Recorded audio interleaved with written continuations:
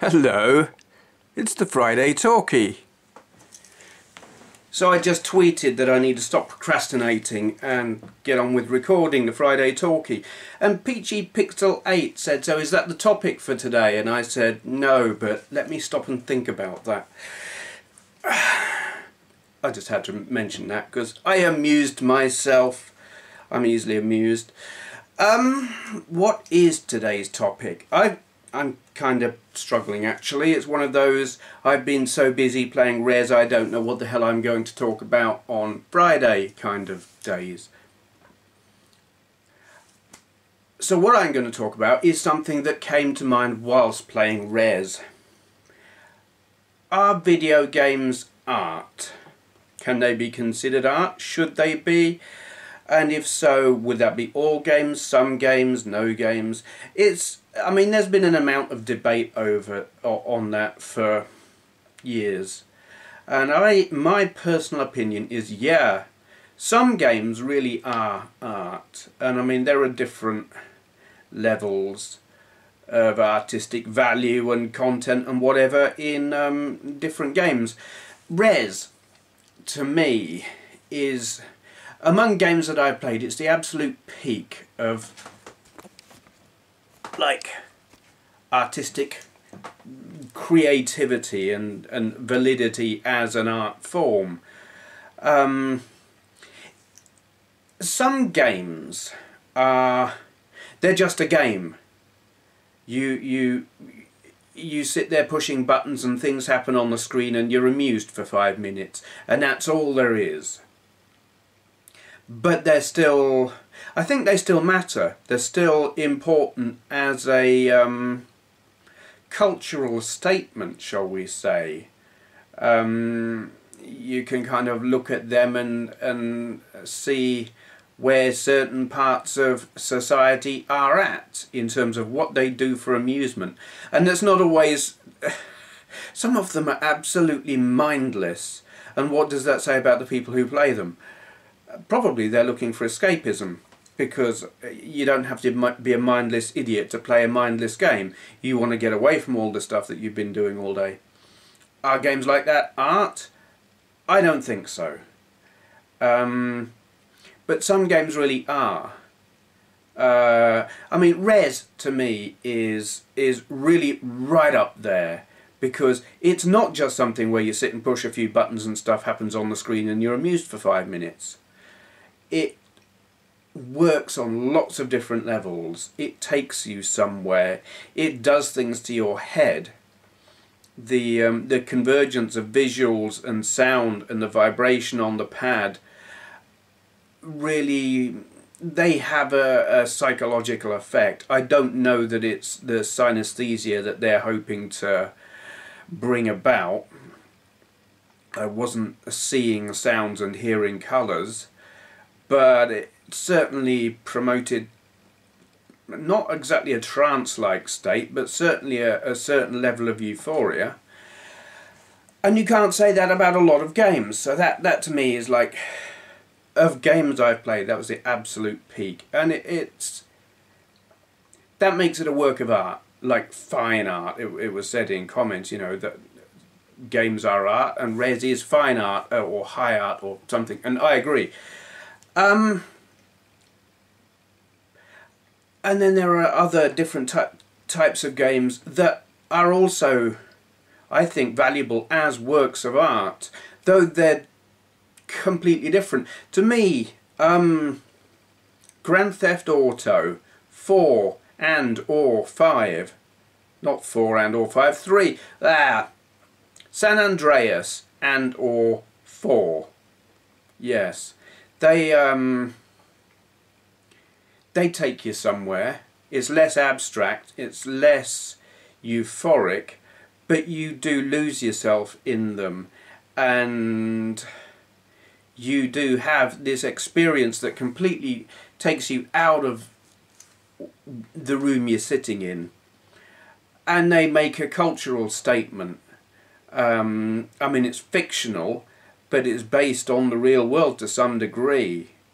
The violence that happens out there, I'm sure it's not as You haven't got some raving nutcase running around killing people, murdering prostitutes, running over random pedestrians, but it says something about certain parts of society, and I think is as valid as certainly any film. And there's the thing, I mean, people's understanding of art is different. I'm very much into art, various different forms of it. I like paintings and stuff like that. I mean, my favourite artist is Salvador Dali. I have seen some, is it Max Ernst, I think, did Europe After the Rain. I thought absolutely fantastic painting. And, you know, I like the surreal stuff. But I like art. I like some of the like Rembrandt and stuff like that, and whoever the hell did the Haywain thing. You know, I like paintings. I can look at lots of different types of painting and think, yeah, I don't necessarily know who did them or what they're called, and it just plain doesn't matter. I like, oh Christ, and I even know his name and I'm blanking now. Whenever I've got to remember someone's name, I forget it. The guy who chopped the cows into pieces and put them in formaldehyde. I love those things. They're grotesque, they're horrible, but I think there is real aesthetic, I'm not going to say beauty because it's not, but there is something aesthetically appealing about some things that are grotesquely ugly and horrible. And I see a lot of games in the same way. Damien Hirst, that's his name. Some games are so nasty that I think they're fantastic. I mean, Doom isn't really nasty, though it's at the time it was quite groundbreaking for its levels of aggression. Doom to me is like a H.R. Geiger painting or drawing. But there are other kinds of art and other kinds of artistic content and value in video games. To me, Pac-Man or Space Invaders are like blank again. I had the name right there in my head and I'm thinking Drella, and some of you will know what I mean when I say Drella. Songs for Drella, Cinderella, bloody hell, I've got to Google it now. There we go. Andy Warhol. Why do I forget names? Film stars, artists, anything. If they've got a name and they're famous, the moment I know the name, it's in there and everything, but the moment I've got to say it in conversation, I can't. It's blanked. Yeah, Andy Warhol, Pac-Man, Space Invaders, those early 80s, colourful, simplistic but stylish games. I like pop art, and they matter, they're valuable, they have artistic relevance, and they're something that should be valued and, I believe, protected. And this is the thing. This comes back to what I've been banging on about for a while, and Lawn Boy's post talked about recently as well.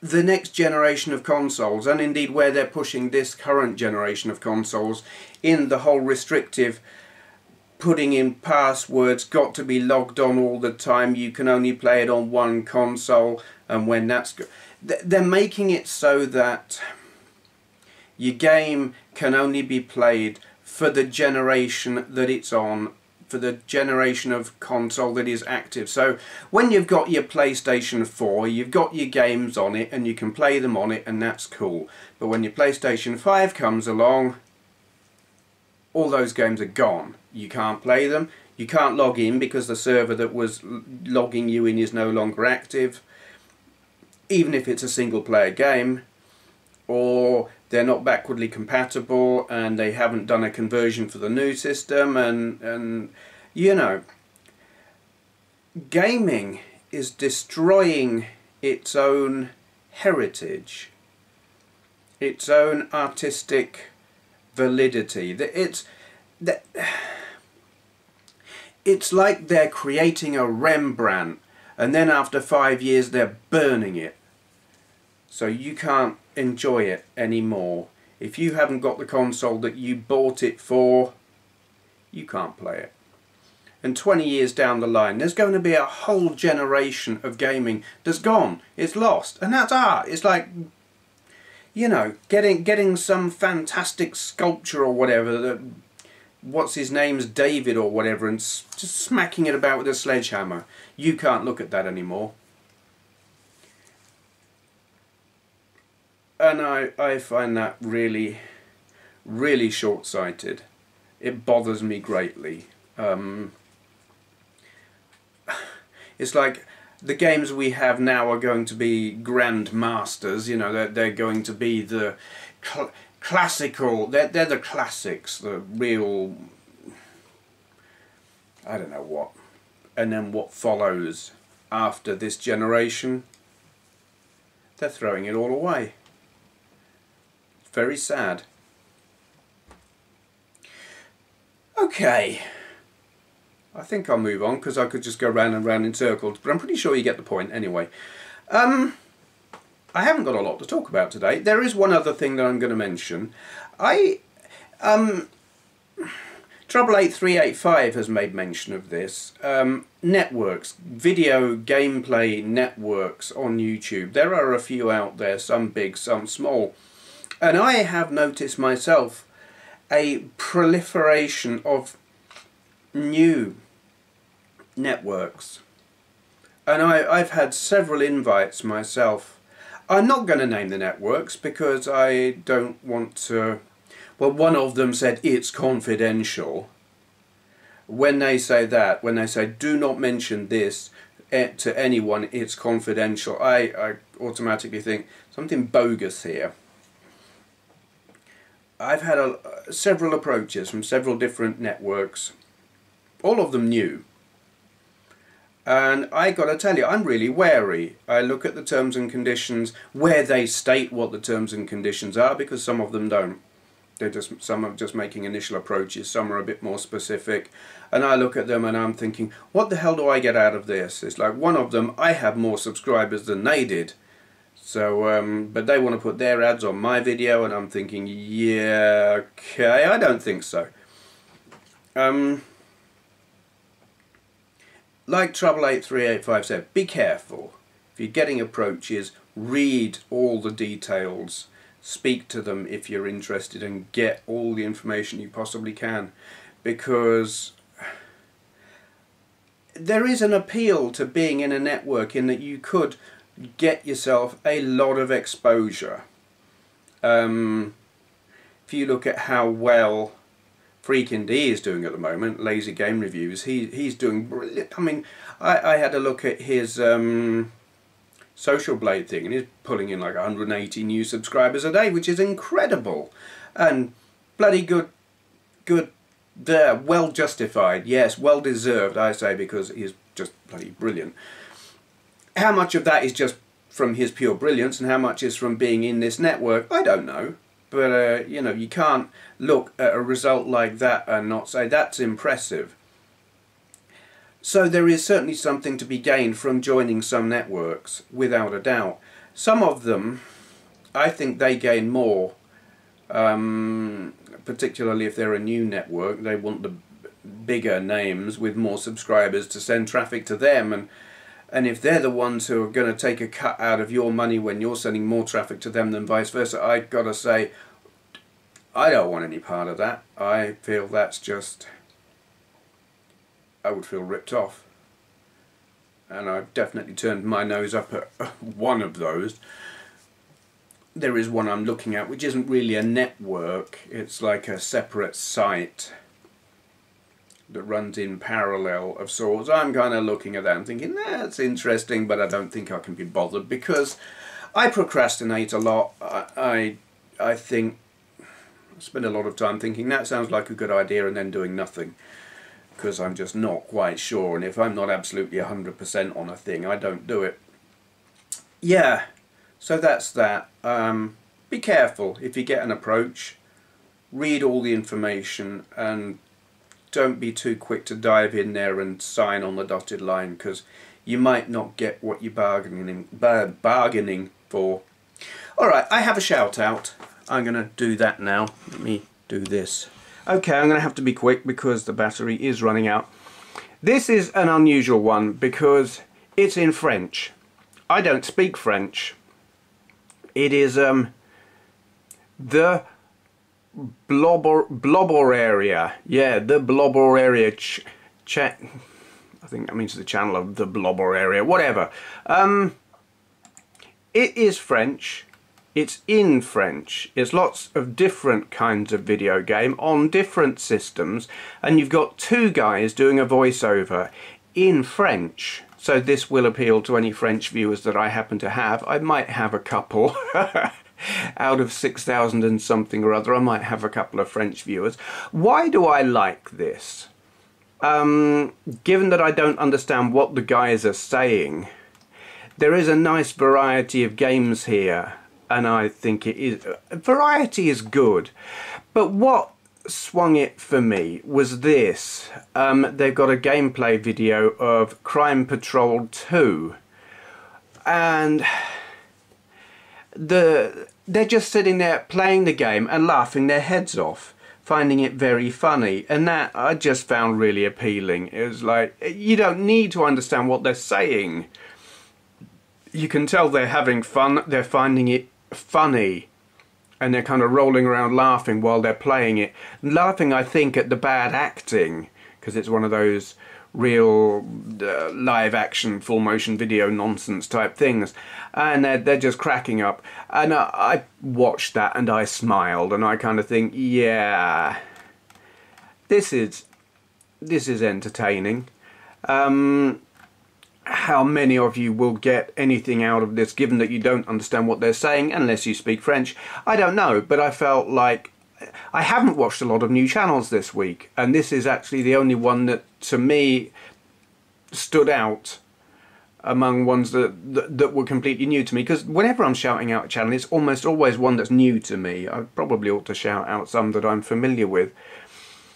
But, you know, there's a certain appeal to shouting out something that is brand new, I've never heard of, and you know, they've got 10 subscribers. They've been going for 2 months that I can see. That's how long they've been putting up videos. I think it's worth a look, particularly if you speak French. TheBloblorarea, or however they pronounce it. It's different, it's unusual, it's worth a look. I can't see me now. There I am, I'm upside down. Okay. I have come to the conclusion that doing closing comments where I say what's coming next and then say more of the same is actually a complete waste of time, because I said more of the same last week, and guess what? It wasn't more of the same. I played Res for a week, from start to very nearly the finish. Couldn't quite beat it, and it took 25 minutes to get from the start of level 5 to the end boss, and I just couldn't keep doing that to try and beat it. So yes, it wasn't a typical week, and I could tell you what's going to come this week, but you know what, whatever I tell you it's going to be, it almost certainly won't be, which renders the whole thing completely redundant. I should probably do away with the closing comments thing, but it's a habit, so just be aware that whatever I say is going to happen almost certainly won't. I am going to invade Mars, and set up my own private dominion there to conquer the cosmos. That's what's coming up. We'll see that happen. My plan, I should probably tell you my plans, because it's something to talk about. It almost certainly won't happen. But my plan is, I am going to box up all these VHS tapes that you see behind me. I'm not playing them. I'm not currently ripping them at the moment, because the laptop, I don't have access to the laptop that I had been using to rip them, and I tried installing the ripping hardware software onto a Windows 7 computer, and it's just not having it.